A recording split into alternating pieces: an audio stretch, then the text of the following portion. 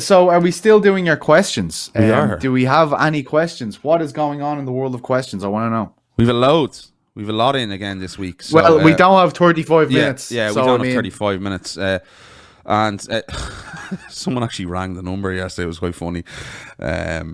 Jesus. Yeah. So all right, yeah, we've a number of ones in. I'm gonna throw them up now. Just give me 1 second. First of all, we've Jessica, our good pal Jessica, Crystal Queen, who actually sent in a video message. Believe it or not. Oh my god! So here we go. We'll put this one on now and put it through. Hi, it's Jessica, Crystal Crew, and Bean. We would like to know what you guys Bean, what a legend! Creepy Cool dog dog. videos, and please use this as an opportunity to hold up Reggie so we can say hi. Where's Reggie, Pete? He's out on a walk. He's out on a walk. Oh man, Bean, I'm so sorry, man. I feel terrible about this. Reggie has gone on a walk, unfortunately. But what is going on? What is this? Israel Adesanya's creepy videos. What is this? What is going on here? He's just a creep the whole time. He's always been a But creep. I mean, it's He's not creepy like dog videos. Why you keep calling people creeps? What's wrong with you? Like Relax. He's always putting like these spanking videos and stuff up. Remember he was doing it when he beat Costa as well. It's a bit weird. I didn't particularly like it either. I thought it was very I'm odd. trying to find these creepy dog videos that Jessica is referring to. Do we have them? Do you know where they are? No. This lad in charge of questions. I don't know where the dog videos are. How the fuck I know where dog videos No, are? dropping the ball. No, I think she's mentioned like the Paulo Costa ones that he used to do. I don't think she said about his dog videos. All right. I don't know. I generally don't know. Well, good stuff, Niall. Sorry, Jessica. We weren't ready for that one. We haven't seen the dog videos, unfortunately. Noel should have had that queued up, but you know, these things happen. He's a creep, that lazy fella. I'm only messing. All right, nice one, Jessica. Do appreciate it. Get in touch with us. Anyone else wants to hit His up the both line? look fantastic. I love the filter. I love everything. I'm sorry I don't have Reggie here. It's very disappointing. +830 266 2296. All right, Big Cass. Big Cass, you sent in 6, man. I can't play all 6. Jesus bloody Christ. You know what I mean?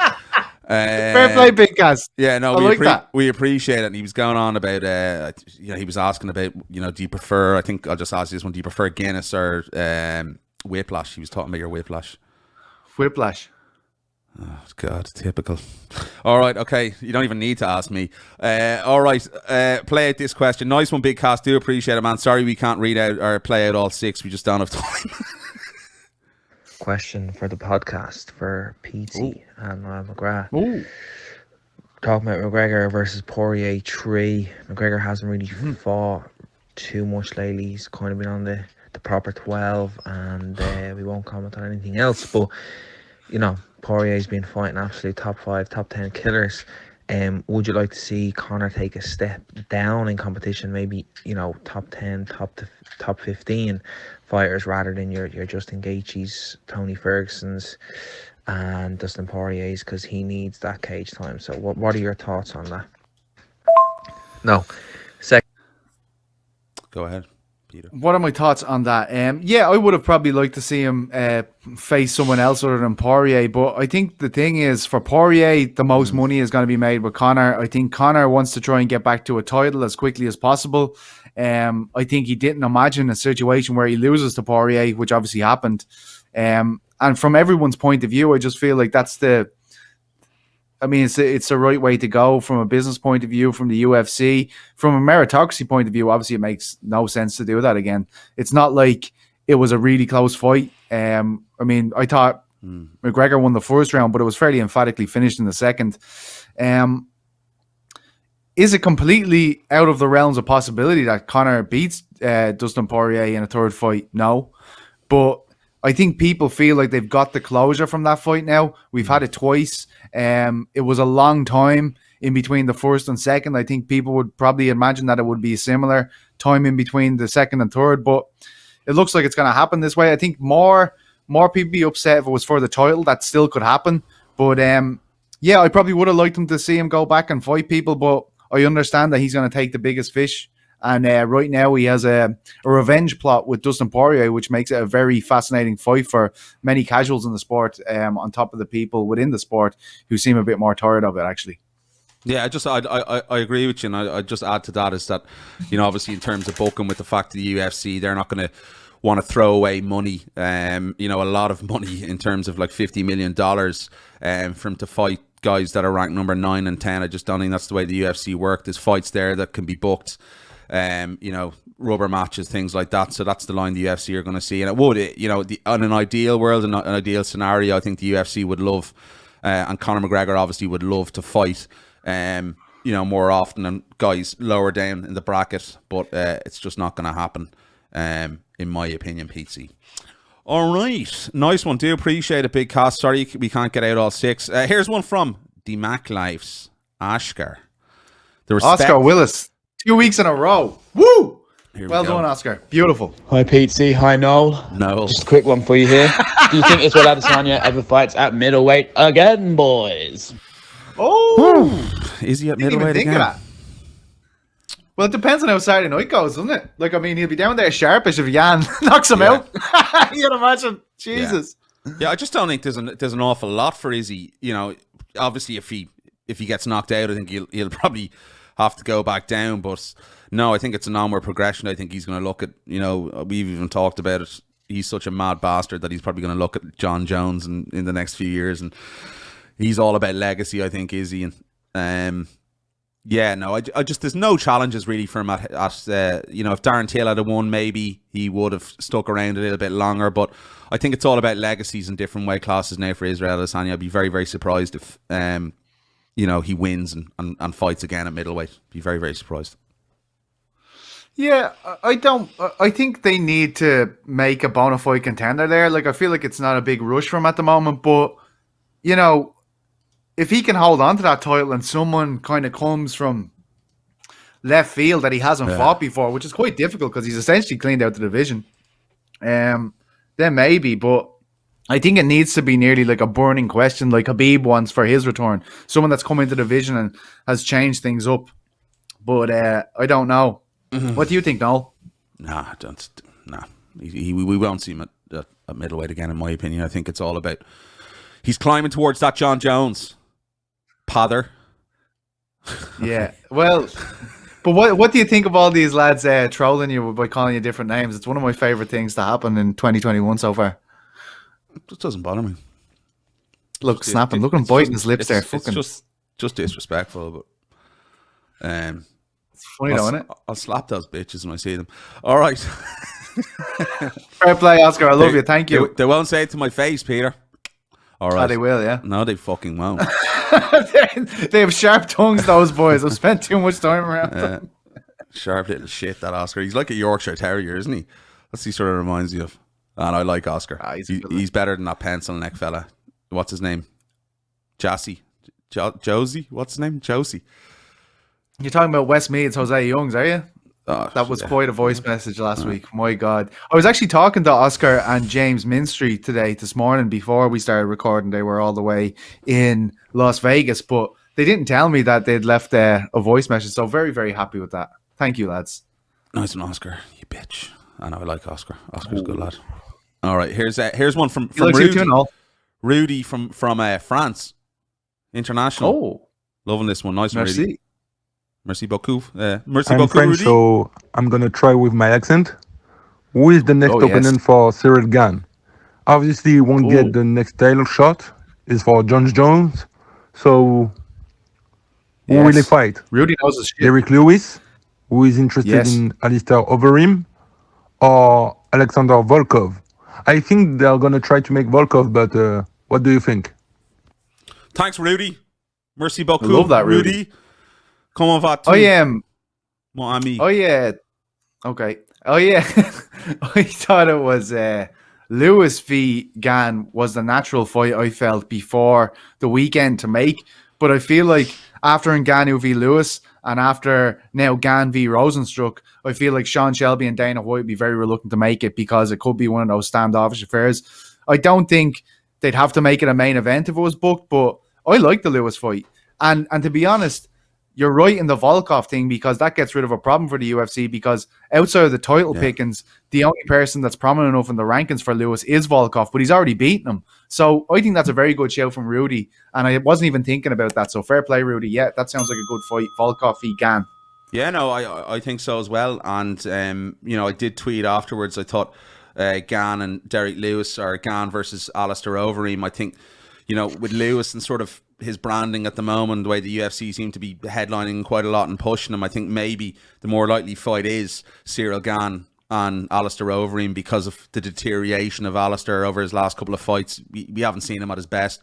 And I think, is it once and all, one last fight for Alistair Overeem maybe against Cyril Gane? And I think Cyril pieces Alistair up based on recent performance. So I think it'd be a good name again for the UFC to have Cyril Gane get a win over Alistair Overeem. So I wouldn't be surprised at that. I think Volkov, maybe they'll go a different route in terms of, another contender to have after we see Ngannou and Miocic too. And then obviously we're going to have probably the winner of that fight, Jon Jones. So it keeps things fresh a little bit, I think. And I think maybe if you do Gane and Volkov, you're eliminating a potential future contender.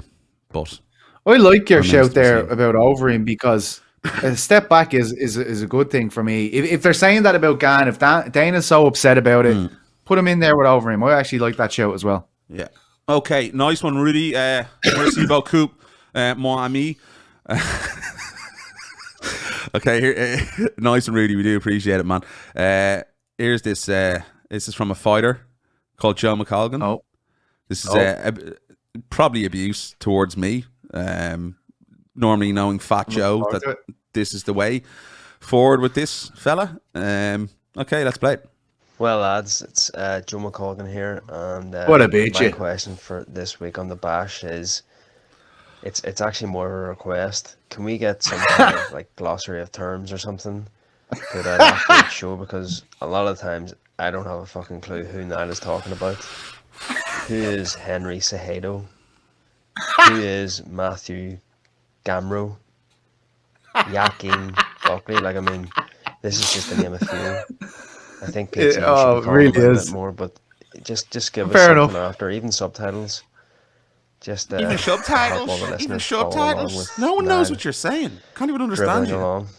Can't even understand you. And that is. Are we laddie coming on mooning? What are you saying, mate? He's not wrong though, is he, Noel? It's been a bone of contention for some time, your pronunciations. And I thought I'd ask you just to verify this. Fighter by the name of Alex. Alex fought last week against a man called Kevin Kroom. What is his second name?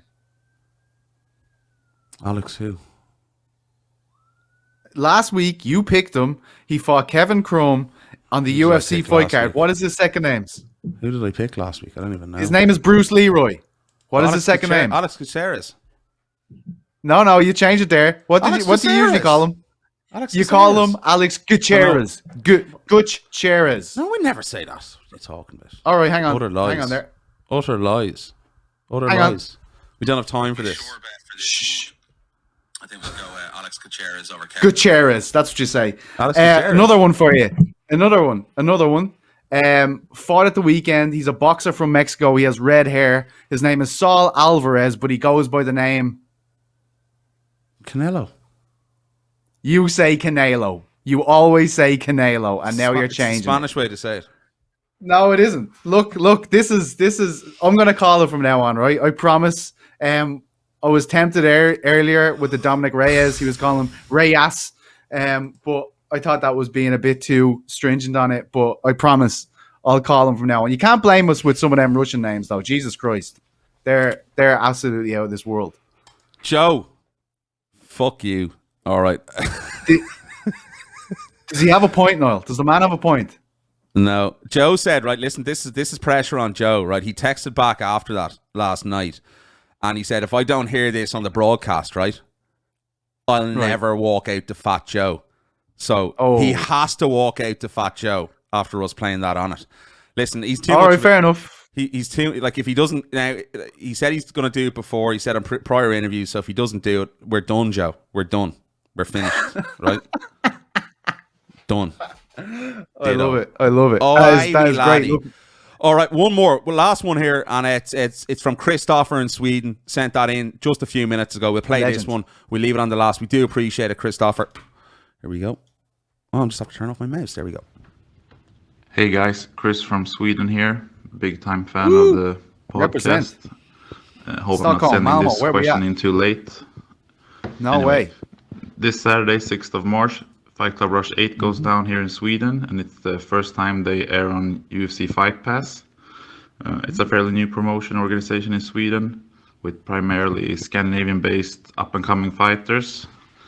And this time, several debutants with extensive amateur careers with experience from several IMAF international tournaments. Do you know this organization, and will you watch the event? And how big do you think it is for a small organization like this to sign a deal with UFC Fight Pass? Thanks, guys. Yeah, Keep up the good work. Bye. Thanks, boss. Thanks, appreciate it.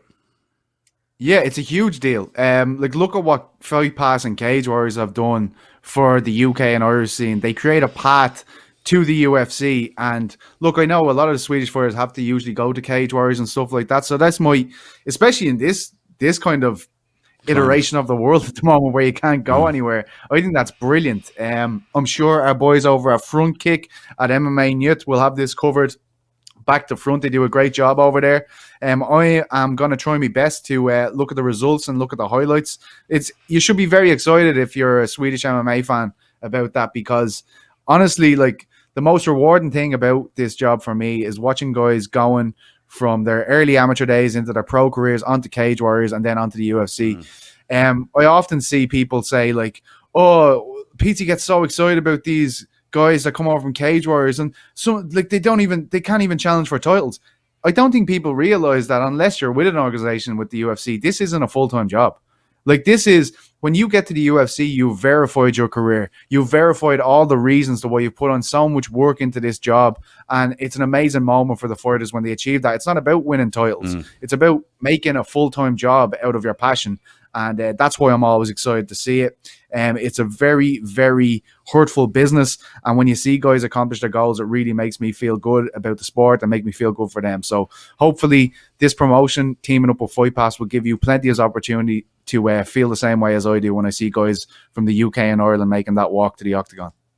Yeah, I couldn't agree more. I think that's something, we always, we've seen multiple guys come through and go through to the UFC, and it's just that moment in their career where they've got to the big show. And as you said it, it's not about winning titles, it's about realizing your dream of fighting in the biggest league and promotion in the world. So yeah, it's obviously a very rewarding thing for us, and we see these guys come up from the ranks, such as Reece McKee, all these guys, and numerous other guys from the Irish invasion back in the day.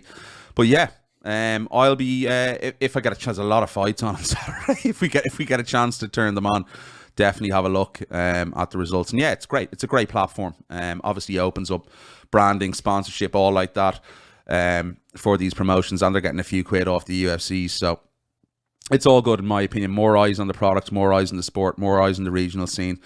All good news. That is it, Mr. Carroll. That's all the questions we're going to get through this week on the show.